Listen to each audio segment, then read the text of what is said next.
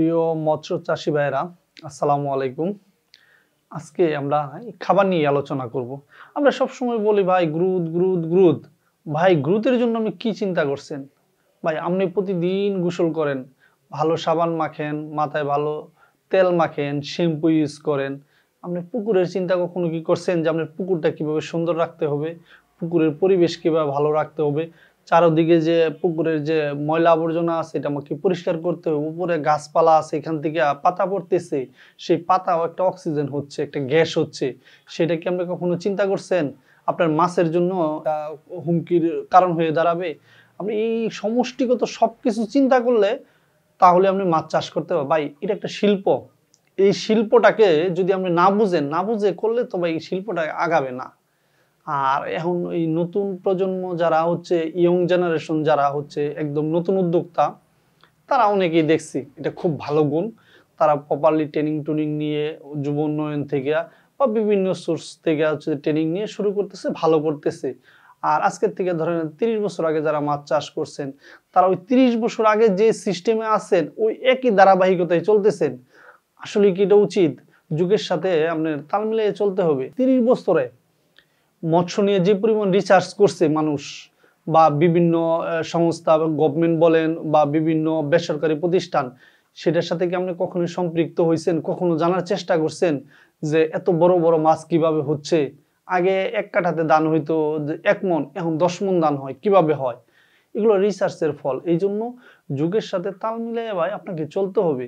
বিজ্ঞান কি বলতেছে, সায়েন্স কি বলতেছে, হ্যাঁ, সায়েন্স কিভাবে আপনাকে বলতেছে খাবারটা খাওয়াবেন, কিভাবে পুকুর প্রস্তুত করবেন, আর কিভাবে সুষম খাবার। একটা বড় কোম্পানির, খুব ভালো মানের কোম্পানি, তারাই যে সুষম খাবার বানাচ্ছে এটা আপনি কখনো পরীক্ষা করে দেখছেন? আপনি কখনো এই 1 বছরের ভিতরে একবার দেখছেন যে আমি এই কোম্পানির খাবারটা আমি একটু ল্যাব টেস্ট করি, এটার মধ্যে প্রোটিন কত আছে, ফ্যাট, ফাইবার, লাইসিন, মিথুনিন, 30টা ম্যাট্রিক্স ভ্যালু, এগুলি কখনো পরীক্ষা নিরীক্ষা করে দেখছেন? এটা কি আপনার উচিত না? এটা তো একটা শিল্প, আপনি কোটি কোটি টাকার খাবার খাওয়াচ্ছেন, অথচ 5-10 হাজার টাকায় আপনি একটা রিপোর্ট করতে লাগবে, আপনি এগুলি করতেছেন না। আপনি তো এটা উচিত ভাই। মাছ একটা বড় শিল্প। সারা পৃথিবীর মধ্যে আমরা 4র্থ স্থানে আছি মাছ উৎপাদনে, বাংলাদেশ। তা আমাদের কি উচিত না যে আরো 1-2টা ধাপ সামনের দিকে আগানো? আর সেই 1-2টা ধাপ যদি আগাইতে হয়, তাহলে ভাই আমাদের সমষ্টিগতভাবে চেষ্টা করতে হবে যে এই শিল্পটাকে বুঝে শুনে করার জন্য। আমরা সুষম খাদ্য বলি ভাই, সুষম খাদ্য যে 32টা ম্যাট্রিক্স ভ্যালু আছে, বিজ্ঞান কি বলছে এই বিষয়টা আপনাকে বুঝতে হবে। যে এই ধরেন আপনার লাইসিন, মিথুনিনের কাজ কি, আমরা এটা ইউজ করি বা ব্যবহার করি, আপনি কিন্তু জানি না। আপনি সায়েন্স বা বিজ্ঞান যেটা বলছে সেটাকে আপনাকে মানতে হবে। যে আপনি প্রোটিন পার্সেন্ট ভালো, 28% প্রোটিন, গ্রোথ খুব ভালো, মাংস বৃদ্ধি হচ্ছে, কিন্তু ভাই এই মাংসটাকে জোড়া লাগানোর জন্য সুতা দরকার জয়েন করার জন্য। সেই জন্য কিন্তু পরিমাণ মতো লাইসিন, মিথুনিন না হলে ওই মাংসটা কিন্তু আবার নষ্ট হয়ে যাচ্ছে। তো এই জন্য এই যে প্রোটিনের পাশাপাশি লাইসিন, মিথুনিনের একটা বিরাট ভূমিকা আছে। ফ্যাট 4 থেকে 5-এর বেশি হইলে কি হবে, আবার কম হইলে কি হবে, এই জিনিসটা কিন্তু আপনি জানতে হবে। যেমন আপনার যে খাবারটা খাওয়াচ্ছেন সেই খাবারে কিন্তু 4 থেকে 5-এর মধ্যে ফ্যাট লাগবে। ফ্যাট যদি আবার 7-8 হয়ে যায়, তাহলে কিন্তু আপনার মাছ বেচতে কষ্ট হবে, আবার মাছের স্বাদও নষ্ট হয়ে যাব। অর্থাৎ খাবার যদি সুষম খাবার না হয়, তাহলে কিন্তু মাছের স্বাদ যেমন নষ্ট হয়ে যাচ্ছে, পুকুর নষ্ট হয়ে যাচ্ছে, মাটি নষ্ট হয়ে যাচ্ছে, মাছের এফসিআর পাচ্ছেন না। এই জন্য পাঙ্কাশ, তেলাপিয়ার ক্ষেত্রে অবশ্যই, পাঙ্কাশ না যে কোনো মাছের ক্ষেত্রেই ভাই অবশ্যই আপনি একটা সুষম খাদ্য তৈরি করেন বা সুষম খাদ্য কিনে খাওয়ান। খাবার যখন সুষম হবে, ভালো খাবার হবে, মাছও ভালো হবে, সেই মাছ খাইতেও আপনি স্বাদ পাবেন।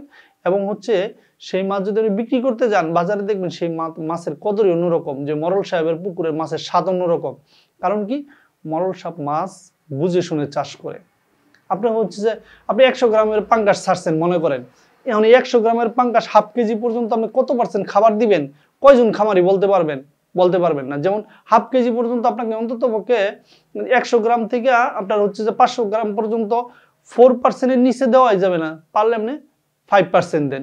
যখনই হাফ কেজির থেকে আপনি হচ্ছে 1 কেজি পর্যন্ত মাছটা রাখতেছেন, তখন অবশ্যই আপনাকে 3% বা 3.5% খাবার দিতে হবে। যখনই আপনি 1 কেজির উপরে 1.5 কেজি পর্যন্ত যাচ্ছেন, তখন হচ্ছে আপনি 2 থেকে 2.5% খাবার দিতে হবে। যখন আমি মাছ যত বড় হবে খাবারের পরিমাণ কিন্তু কমে আসবে, পার্সেন্টেজ কমে আসবে। যখনই হচ্ছে যে মাছটা আপনার 2 কেজি হয়ে গেছে, ওই মাছটারে আপনি 1.5% খাবার দিলেই আনাফ। তা আপনি এই বিষয়গুলো যদি আপনি না জানেন ভাই, তাহলে আপনি এফসিআর বছর শেষে কিভাবে মিলাবেন? ভাই আপনার মাছের পুকুরে মাছেরই তো হিসাব নাই, তাহলে আপনি এফসিআর মিলবো কিভাবে? আপনি হচ্ছে যে প্রতি 10 দিন পর পর আপনি মাছ ওজন করেন, ওজন করে দেখেন এটার ওজনটা কত আছে। আপনার এই 1 লাখ মাছ আছে, তা আপনার 20 টন মাছ হয়েছে, 20 টন মাছের যদি আপনার 4% খাবার হয়, তো কয় কেজি খাবার লাগে? আপনি এটা কন্টিনিউ করেন, তাহলে এফসিআরটা বুঝতে পারবেন। আপনার প্রতি সপ্তাহে হচ্ছে যে আপনি অ্যামোনিয়া, পিএইচ, টিডিএস এগুলো চেক করেন। পুকুরের চারপাশে আপনার ময়লা আবর্জনা আছে কিনা, ঘাস আছে কিনা, বা অন্যান্য আবর্জনা আছে কিনা, উপর থেকে আপনার গাছের পাতা পড়তেছে কিনা, এই বিষয়গুলো তো আপনাকে দেখতে হবে প্রপারলি। এই শিল্পটাকে যদি কেউ মনে করে যে মাছ চাষ করে আমি শিল্পপতি হব, সম্ভব। গার্মেন্টস সেক্টরের পরে কিন্তু আমাদের দেশে একটা বিরাট বড় ভূমিকা রাখছে এই মৎস্য শিল্প। এখানে কিন্তু বর্তমানে দেখা যাচ্ছে বড় বড় গ্রুপ কোম্পানিগুলি হচ্ছে যে বিভিন্ন অঞ্চলে শত শত একর জমি নিয়ে এই মাছ চাষ শুরু করছে, কারণ তারা বুঝতেছে যে এই শিল্পটা যদি কেউ বুঝে শুনে করে, হিউজ পরিমাণ প্রফিট করার সুযোগ আছে। গভর্নমেন্টও সাপোর্ট দিচ্ছে আপনাকে। তো অতএব আমি বলবো যে আপনি মাছ চাষ করার আগে প্রপারলি একটা ট্রেনিং নেবেন, কখন কোন মাছ চাষ করতে হবে, কোন অঞ্চলে কি মাছ চাষ করতে হবে, প্রতি শতাংশতে কত পিস মাছ দিবেন, সাদা মাছ কত পিস দিবেন, এগুলো যদি আপনার ভাই জানা না থাকে, কখন কত % খাবার দিবেন, কখন কোন খাবারটা খাওয়াবেন, যে আপনি স্টার্টার যখন খাওয়াচ্ছেন হাফ কেজির নিচের যে মাছগুলি, যখন আপনি স্টার্টার খাওয়াচ্ছেন তখন আপনি প্রোটিন % কত লাগবে, এটা আপনি কয়জন খামারি, এদের যদি আপনি যদি পাঙ্গাস তেলাপিয়ার কথা বলি, তাহলে 30-এর নিচে যদি আপনি এই খাবার খাওয়ান স্টার্টার, তাহলে কিন্তু ভালো এফসিআর পাবেন না। এরপরে যখন আপনি গ্রোয়ারটা খাওয়াচ্ছেন, তখন কিন্তু 27 থেকে 28-এর মধ্যে হলে একদম পারফেক্টলি একটা ভালো এফসিআর পাবেন।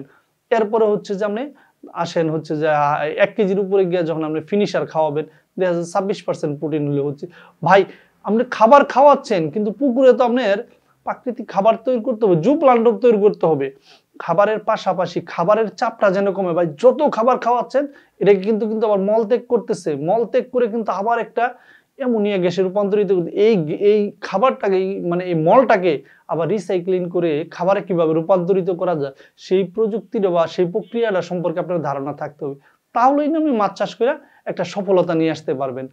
এই জন্য আমি বলবো যে পুকুরে খাবারের পাশাপাশি আপনি প্রচুর পরিমাণ প্লান্টন, প্রাকৃতিক খাবার তৈরি করার ব্যবস্থা করেন, যেমন আপনার চিটাগুড়, এরপরে হচ্ছে প্রোবায়োটিক, এটা কন্টিনিউ করেন।